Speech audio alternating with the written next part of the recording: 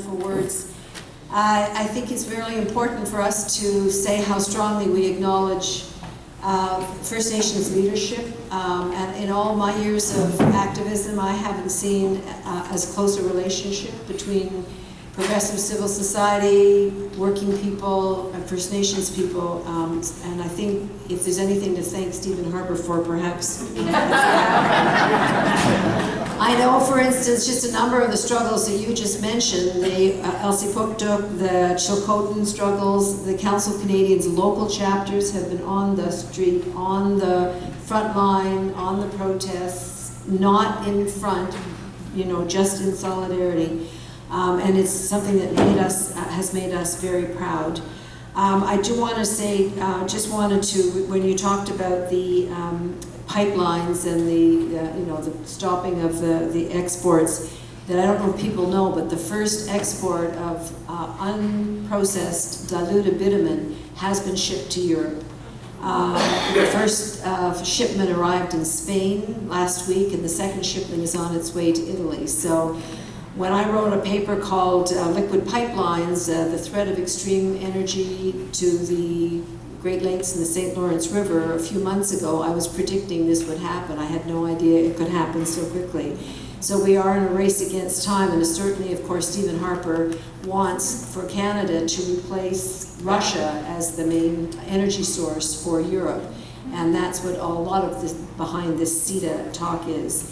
And just lastly, I want to say that I love the scenes of people getting arrested at the White House. I was with my lawyer husband in front of the White House, who wouldn't let me get arrested, kept doing this to me. So rather, I got arrested back here in Ottawa 2 years ago, just this past couple of weeks, when we held a protest, and people knew if they crossed a divide, they would get arrested, and I was among the very first to cross this divide, and a very big RCMP guy said to me, okay, would you please go back over that barrier? And I said, I'm really sorry, I can't. And he said, I'm going to ask you a second time, please go over that barrier. And I said, I really can't.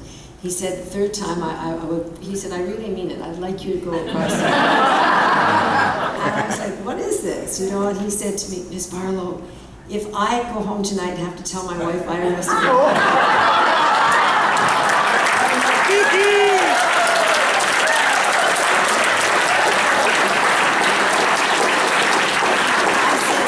I said, would you like me to give you a note? He said, you know, I have to put handcuffs on you. I said, I know, let's just do this thing, right? It was a moment. All right, we have another wonderful speaker whose name is John Cartwright, a very good and dear friend of the council. He's a member of our board of directors. John is the president of the Toronto and York Region Labour Council, representing 195,000, not 100, union members in Canada's largest urban centre. A carpenter by trade, he was formerly the business manager of the Building Trades Council and co-chair of the Metro Job Start Coalition. John has served on the boards of the Waterfront Regeneration Trust, the United Way, Toronto, the Labour Education Centre, and over the years he has helped develop the Campaign for Public Education, Public Transit for the Public Good, and the Toronto Water Watch campaign to defend vital public services in Toronto. John has been deeply involved in apprenticeship and training issues, as well as crafting the Green Jobs strategy for the Canadian Labour Congress. In 2007, he led a successful fight for a $10 minimum wage and has recently focused on challenging the growth of poverty wages in our economy. Please welcome our good friend, John Cartwright.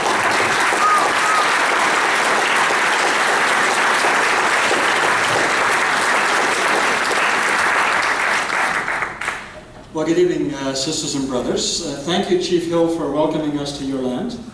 And you mentioned La Crosse Central. And that, of course, took my mind back to when my young guy decided he wanted to learn how to play lacrosse. He's 6'2", but back then he was 8 years old and about 60 pounds soaking wet. And he started going to learning the sessions in lacrosse, and then I took him to a professional game, Toronto Rock. And he noticed that every player had a nickname. So the next time he went to the training session, he came back, he had a smile from ear to ear. And I said, why are you so happy? He says, the coach gave me a name. I said, what's that? The Crusher.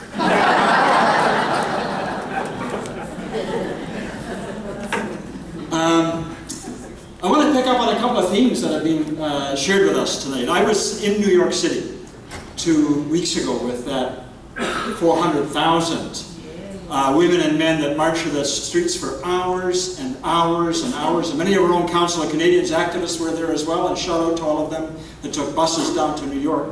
It was amazing output of humanity to say that we want this world saved. And we're challenging those political leaders who are not doing what they need to do to save this planet.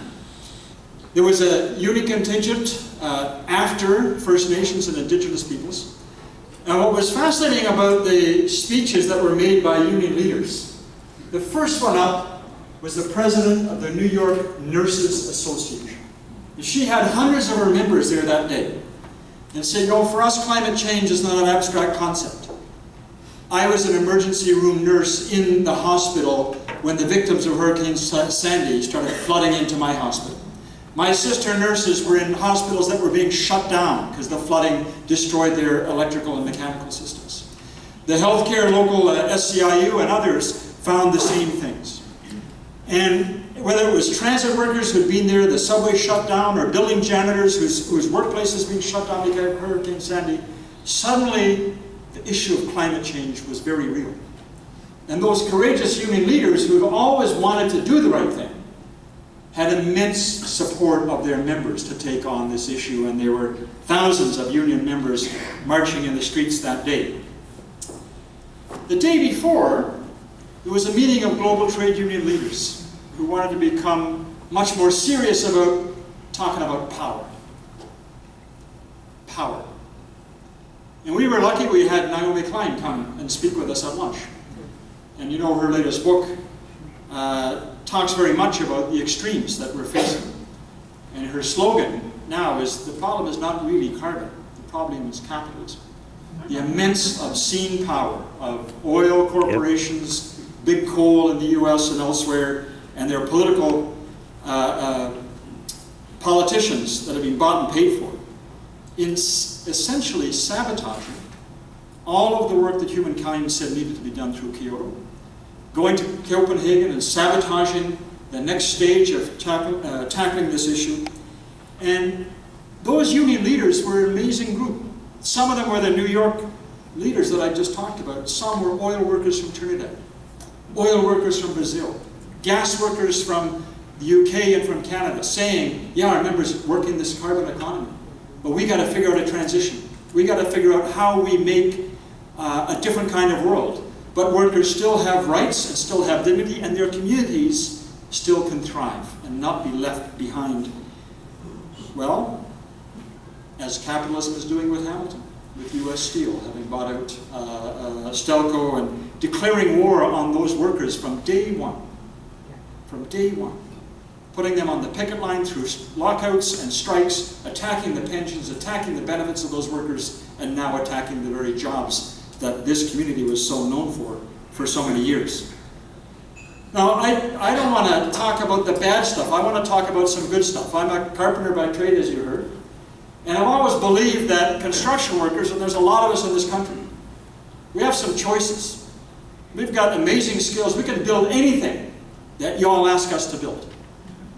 But I believe we have a choice to advocate for building good things that work in harmony with Mother Earth, that build sustainable economies, that have a footprint that's much lighter on our environment. And we've, for a number of years now, since 1999, Canada is the first central labor body in the world that adopted a green jobs strategy back in 1999. I helped write that strategy, and at the Canadian Labour Congress Convention, it was very interesting because the loggers from BC were locked in a tough fight with the environmentalists, and they wanted to vote that down.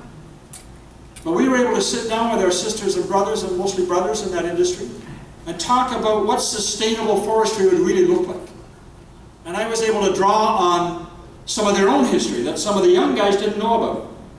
In 1949, the head of the loggers in Ontario wrote a book called Green Gold, How the Forests Can Serve Our Communities for Generations to Come. And I said, if that's the legacy of your union, let's live up to that legacy, and let's together craft a plan that ensures that you have a voice in shaping that sustainability, that you have a voice in making sure it's not just corporations cutting and running, but that your kids and grandkids can still live in those communities that you're in. And they decided they would not oppose the position paper. They abstained, but we passed it unanimously.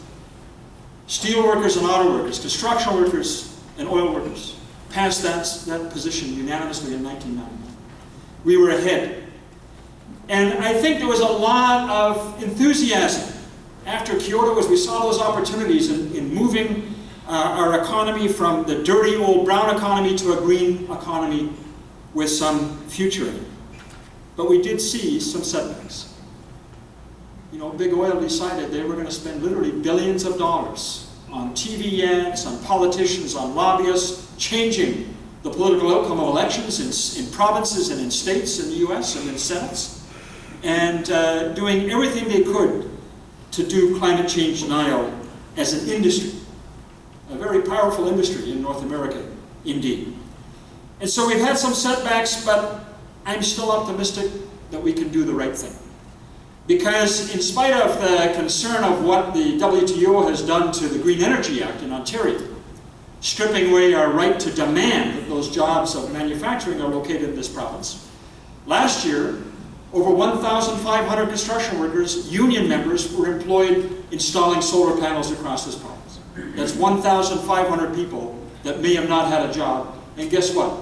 Many of them were young, racialized kids who were getting the first job as an apprenticeship, and First Nations kids up north who were getting their first job as an apprenticeship in the trade that they were going to have for the rest of their lifetime.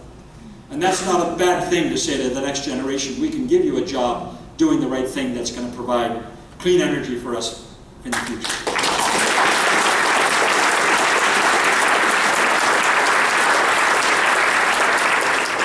You know, the big causes of energy, or the big users of energy, is obviously creation of energy, as we know that, the tar sands, transportation, buildings that we're in, whether it's your home or your office or a plant that you're working in, and manufacturing processes themselves are tremendously energy users. But we've been able to tackle much of that. We've been able to look at alternative energy that I just described, and in wind and in geothermal. We've been able to look at fuel-efficient vehicles, at cogeneration of buildings, so that buildings like this, instead of drawing energy, can actually contribute energy back into the grid. And we've been able to do energy retrofits in manufacturing processes. In Redpath Sugar in my city, they were able to retrofit the sugar refinery, and they used 40% less water than they did 4 years ago. That's a tremendous saving, not just in water, but also in electricity use. And so there's tremendous opportunity to take what we do today on a day-to-day basis and turn that around, put a green lens on it, and say we can do things differently. And we can create thousands and thousands of jobs in the process. But we're up against some very powerful forces. And I know Paul said we should lay off Stephen Harper. I actually think the phrase should be, "You're fired for cause." And